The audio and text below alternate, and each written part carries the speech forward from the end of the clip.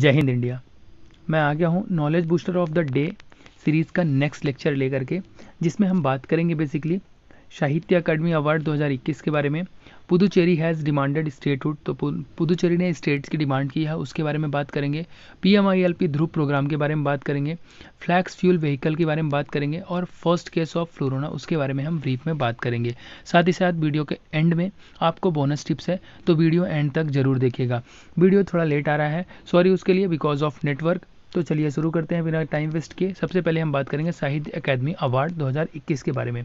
तो आपको सामने स्क्रीन में दिख रहा होगा न्यूज़ आर्टिकल, साहित्य अकादमी अनाउंसेस विनर्स ऑफ बाल साहित्य पुरस्कार और युवा पुरस्कार 2021 में जो अनाउंसमेंट होनी थी वो हो चुकी है, उसी के बारे में हम जानेंगे। पर आगे बढ़ने से पहले मैं आपको बताना चाहूँगा कि साहित्य अकादमी अवार्ड्स है क्या। तो साहित्य अकादमी अवार्ड्स एक लिटरेरी ऑनर है इंडिया का, जो कि इंडिया नेशनल अकेडमी के द्वारा दिया जाता है आउटस्टैंडिंग बुक्स लिटरेचर के लिए। ओके, ये 24 मेजर इंडियन लैंग्वेज में दिया जाता है। Okay, Tamil, Bengali, English, Punjabi and other 22 listed language in the 8th schedule. जो 8th शेड्यूल में 22 लैंग्वेज लिस्टेड हैं उनमें दिया जाता है न्यू दिल्ली में। ओके, तो इसके बारे में आपको पता होना चाहिए कि ये एक लिटरेरी ऑनर है जो कि इंडिया में दिया जाता है। सामने आपको स्क्रीन में दिख रहा होगा साहित्य अकादमी अनाउंसेस अवार्ड्स इन 20 लैंग्वेज, तो 22 लैंग्वेज में इस बार दिया गया है।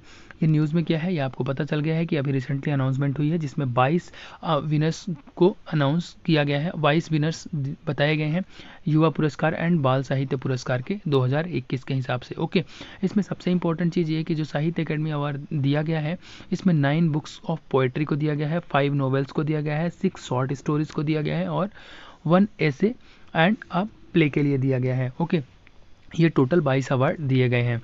यहाँ पे सामने आपको एक इंपॉर्टेंट चीज़ और बताना चाहूँगा, क्राइटेरिया ऑफ चूजिंग अवार्ड। तो ये सबसे इंपॉर्टेंट क्राइटेरिया इसमें ये है कि वो इंडियन नेशनलिटी का होना चाहिए, जिसको ये अवार्ड दिया जाना है वो इंडिया का होना चाहिए। साथ ही साथ उसमें आउटस्टैंडिंग कंट्रीब्यूशन होना चाहिए। अगर किसी की इक्वल मेरिट्स आती है बुक में तो उसको कंसीडर करना चाहिए और कंसीडर करने के बाद ही यह अवार्ड दिया जाता है।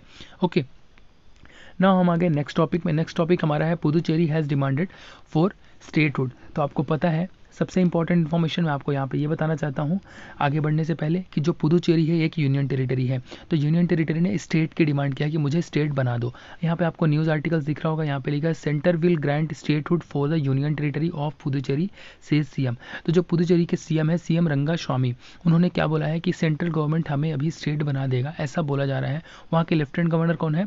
तमिलिसाई सुंदरराजन। ओके, तो आपको नाम पता होना चाहिए कि लेफ्टिनेंट गवर्नर कौन है और CM कौन है। साथ ही साथ ये न्यूज़ में क्यों है ये आपको बता दिया है कि इन लोग डिमांड कर रहे हैं कि मुझे स्टेट बना दिया जाए। नाउ सबसे पहले बेसिक इन्फॉर्मेशन अबाउट पुदुचेरी। तो पुदुचेरी के बारे में बेसिक इन्फॉर्मेशन क्या आपको पता होना चाहिए, पुदुचेरी एक यूनियन टेरिटरी है, उसका कैपिटल भी पुदुचेरी ही है। Okay, Puducherry city. ओके, और ये बनाया गया था 1962 में। पुदुचेरी में जो 4 डिस्ट्रिक्ट है उसमें से एक तो पुदुचेरी है, दूसरा कराकाल, यहाँ पे कराईकल और ये पुदुचेरी, और तीसरा है यनम है यहाँ पे आंध्र प्रदेश में, और चौथा है माहे जो कि है केरला में। तो आपके चारों डिस्ट्रिक्ट्स के नाम पता होने चाहिए और आप मैप में देख के पता चल रहा होगा कि चारों डिस्ट्रिक्ट कितने डिस्टेंस में है। 2 तमिलनाडु में है और एक आंध्र प्रदेश में है और एक केरला में है। तो चारों डिस्ट्रिक्ट बिल्कुल डिफरेंट लोकेशंस में है और इन चारों डिस्ट्रिक्ट्स को मिला करके ही एक यूनियन टेरिटरी बना है पुदुचेरी। ओके, पुदुचेरी का कैपिटल पुदुचेरी है, जिसको बनाया गया था 1962 में। ये बेसिक इन्फॉर्मेशन होगी पुदुचेरी के बारे में। नाउ आपको बता दिया कि न्यूज़ में क्यों है। बेसिकली ये चीफ मिनिस्टर ऑफ पुदुचेरी ने डिमांड किया स्टेटहुड की। यूनियन टेरिटरी है, उसको स्टेट बनाने की बात की गई है।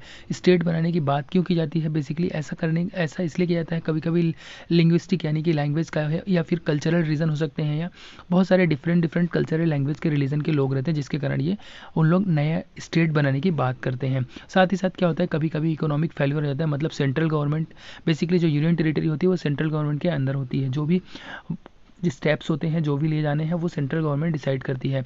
और आपको एक और इंपॉर्टेंट चीज़ बता देता हूँ कि जो इंडिया में अभी तक सिर्फ 2 ही यूनियन टेरिटरी हैं, दिल्ली और पुदुचेरी, जिसमें लेजिस्लेचर है। ऑल्दो जम्मू कश्मीर को बोला जा रहा है, लेकिन अभी तक उसमें कोई इलेक्शंस नहीं हुए हैं।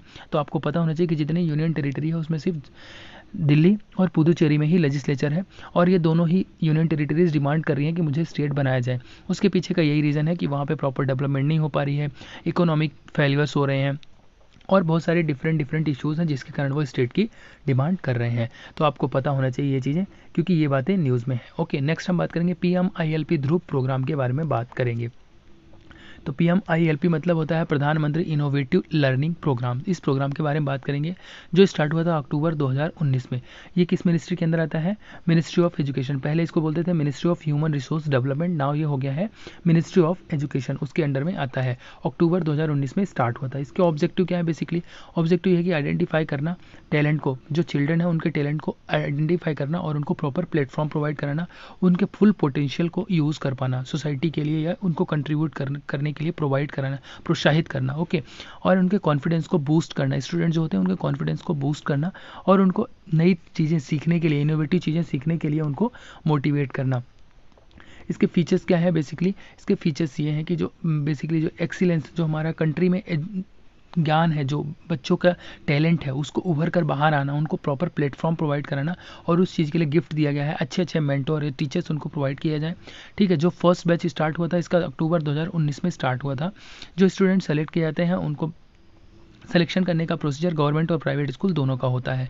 इसमें 40 डेज़ का लर्निंग एक्सपीरियंस किया जाता है, स्टूडेंट्स के लिए अरेंज किया जाता है, ओके। इसमें बेनिफिट क्या है? सबसे पहला बेनिफिट तो ये है कि जो ये स्टूडेंट्स होते हैं इनको बेटरमेंट के लिए एक प्रॉपर प्लेटफॉर्म प्रोवाइड कराया जाता है और ये इनका कॉन्फिडेंस लेवल डेवलप किया जाता है। स्टूडेंट्स को हेल्प मिलती है अपना कॉन्फिडेंस लेवल बूस्ट करने के लिए। कुछ अदर इंपॉर्टेंट फैक्ट की बात करूँ तो इसमें इंपॉर्टेंट फैक्ट ये है कि जो ध्रुव है वो पोल स्टार से लिया गया है, ओके।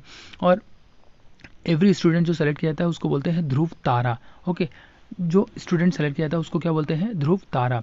नाउ हम यहाँ पे बात करेंगे फ्लैक्स फ्यूल व्हीकल के बारे में। नेक्स्ट टॉपिक हमारा आ गया है फ्लैक्स फ्यूल व्हीकल। तो फ्लैक्स फ्यूल व्हीकल बेसिकली क्या है वो मैं आपको बताऊंगा, बट आगे बढ़ने से पहले कुछ न्यूज़ आर्टिकल है जो आप देख लीजिए। India could get flex fuel powered cars within 6 month. तो 6 महीने के अंदर नितिन गडकरी जी बोल रहे हैं कि हमें फ्लैक्स फ्यूल व्हीकल मिल जाएगा। यहाँ नितिन गडकरी जी का एक ट्विटर हैंडल से ट्वीट किया गया है, उसमें बताया गया है कि in order to substitute India's import of petroleum as a fuel, जो हम इंडिया में इंपोर्ट करते हैं फ्यूल, उसको रिड्यूस करना है, उसका सब्सटीट्यूट ढूंढ रहे हैं और उसको रिड्यूस करने के बाद हमें दूसरा ऑप्शन मिल जाएगा जो कि बेसिकली ये बोल रहे हैं कि फ्लैक्स फ्यूल व्हीकल्स या फिर flex fuel strong hybrid electronic vehicles बनाए जाएंगे, जिससे हमारी डिपेंडेंसी कम हो जाएगी पेट्रोलियम के ऊपर। नाउ यहाँ पे सबसे इंपॉर्टेंट चीज़ ये है कि what are flex fuel vehicle. सबसे पहले आपको पता होना चाहिए कि फ्लैक्स फ्यूल व्हीकल का क्या मतलब होता है। तो फ्लैक्स फ्यूल व्हीकल वो व्हीकल होते हैं जो कैपेबल होते हैं 100% पेट्रोलियम के ऊपर या फिर 100% बायोएथेनॉल के ऊपर या फिर दोनों के कॉम्बिनेशन से भी वो रन कर सकते हैं। ऐसे व्हीकल्स को क्या बोलते हैं? Flex fuel vehicle, okay. Now कुछ इंपॉर्टेंट चीज़ आपको यहाँ पता होना चाहिए ethanol and flex fuel vehicle के बारे में। सबसे पहले तो फ्लैक्स फ्यूल जो व्हीकल होता है वो रन करता है पेट्रोलियम और एथेनॉल दोनों पे, और जो इंडिया ने एम रखा है 2022 तक में E10 मतलब एथेनॉल 10% यूज़ किया जाएगा और 2025 तक में 20% E20 यूज़ किया जाएगा। अभी प्रेजेंट टाइम में फ्लैक्स फ्यूल पावर्ड इंजन जो है व्हीकल बनाया जा रहा है, लिमिटेड एडिशन है TVS का और RTR मोटरसाइकिल का, okay. Now next important point ये है कि जो एथेनॉल होता है वो हाइड्रोस्कोपिक होता है। हाइग्रोस्कोपिक मतलब ये होता है कि एब्जॉर्ब करता है मॉइस्चर को, तो इसको प्योर फॉर्म में इकट्ठा करके रखना मुश्किल होता है। अभी प्रेजेंट टाइम में जो E10 है ये अवेलेबल नहीं है अक्रॉस द कंट्री, ठीक है, जो 2022 तक में बनाने की बात की गई है। ऑल्दो 2022 से स्टार्ट हो गया है, तो अभी में भी कंस्ट्रक्शन स्टार्ट होगा और रिसर्च इसमें स्टार्ट होगी और काम आगे बढ़ेगा, ओके। नेक्स्ट इंपॉर्टेंट पॉइंट ये है कि अकॉर्डिंग टू गवर्नमेंट, ठीक है, जो व्हीकल मैन्युफैक्चरिंग है सिंस 2008 से वो E10 कैपेबिलिटीज़ है उसमें, जिसको हम अभी तक ऑप्टिमाइज नहीं कर पाए हैं। E100 ethanol will be sold at a lower prices from ethanol pumps, जो पंप्स हैं वहाँ पे लोअर प्राइसेस में ये प्रोवाइड किया जाएगा, ओके। यहाँ पे गवर्नमेंट ने बोला है कि जो कार मेकर्स हैं वो उनको फ्लैक्स फ्यूल व्हीकल से related strong hybrid electronic vehicles बनाने की बात की है और उसमें कुछ उनको पैसे भी दिए जाएंगे, कुछ उनके जो टैक्सेस हैं उसको कम कर दिया जाएगा, जिससे उनको और इस पर्टिकुलर फील्ड में काम करने का मौका मिले और कंपनीज इसमें आगे आके काम करें, ठीक है। गवर्नमेंट ने ये हमें बताया है। नाउ नेक्स्ट टॉपिक है हमारा फर्स्ट केस ऑफ फ्लूरोना। अब फ्लूरोना क्या है, आप फर्स्ट टाइम शब्द सुन रहे होंगे फ्लूरोना। नाउ फ्लूरोना के फर्स्ट केस मिल गया है, उससे रिलेटेड हम बात करने वाले हैं। सामने आपको दिख रहा होगा टाइम्स ऑफ इजराइल, उसमें मेंशन है flurona, Israel records it's first case of patient with Covid and flu at the same time. Covid and flu जब सेम टाइम में हो जाता है तो उसको नई टर्म यूज़ की गई है, फ्लूरोना बोलते हैं, जो कि इसराइल में फर्स्ट केस डिक्लेयर किया गया है। उसके बारे में और कुछ इंपॉर्टेंट चीज़ें हम जान लेते हैं। सबसे पहली बात तो recently Israel has recorded the rare mixture of two disease, influenza and corona virus. Okay, तो ये फर्स्ट केस है। ओके, और इसको क्या बोलते हैं, फ्लूरोना बोलते हैं। और ये जो हमें रिपोर्ट मिली है उसके अकॉर्डिंग यंग प्रेग्नेंट वुमेन है जिसको ये मिला है। इन्फ्लुएंजा एंड कोरोना जो वायरस है, दोनों ही जो बीमारी है वो डिफिकल्टी इन ब्रीथिंग सांस लेने में दिक्कत होती है। और जो ये हेल्थ मिनिस्ट्री है इसराइल की, उन्होंने बताया है कि ये सीरियस डिजीज़ हो सकती है, तो इसमें हमें ध्यान देना चाहिए।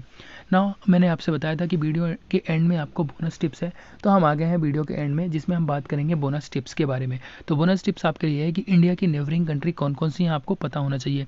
तो इंडिया की नेबरिंग कंट्री के बारे में अगर मैं बात करूँ तो पाकिस्तान हो गया, अफगानिस्तान हो गया, चाइना हो गया, नेपाल हो गया, भूटान हो गया, बांग्लादेश हो गया, म्यांमार हो गया। ये कंट्रीज़ हैं, 7 कंट्रीज़ हैं जिन कंट्रीज़ का बॉर्डर इंडिया के बॉर्डर को टच करता है ना। 2 कंट्रीज़ हैं श्रीलंका एंड मालदीव, जो वाटर बाउंड्री को टच करती हैं, लैंड बाउंड्री को टच नहीं करती हैं। तो आपको पता होना चाहिए, अगर कोई क्वेश्चन पूछता है कि कितनी नेबरिंग कंट्री है तो 9 है। अगर कोई पूछता है लैंड बॉर्डर टच करने वाली कितनी नेबरिंग कंट्री है तो 7 है। वाटर बाउंड्री टच करने वाली 2 हैं। तो ये आपको क्लियर कट पता होना चाहिए कि टोटल 9 है, जिसमें से 7 ऐसी हैं जो वाटर बाउंड्री 7 ऐसी हैं जो लैंड बाउंड्री टच करती हैं, 2 हैं जो वाटर बाउंड्री टच करती हैं। ठीक है, वीडियो यहाँ पे समाप्त होता है। उम्मीद करता हूँ कि सारी चीज़ें आपको समझ में आ गई होंगी। फिर भी अगर आपको कोई भी डाउट है कमेंट सेक्शन में आप पूछ सकते हैं, उसका आंसर आपको मिल जाएगा। Thanks for watching the video. जय हिंद इंडिया।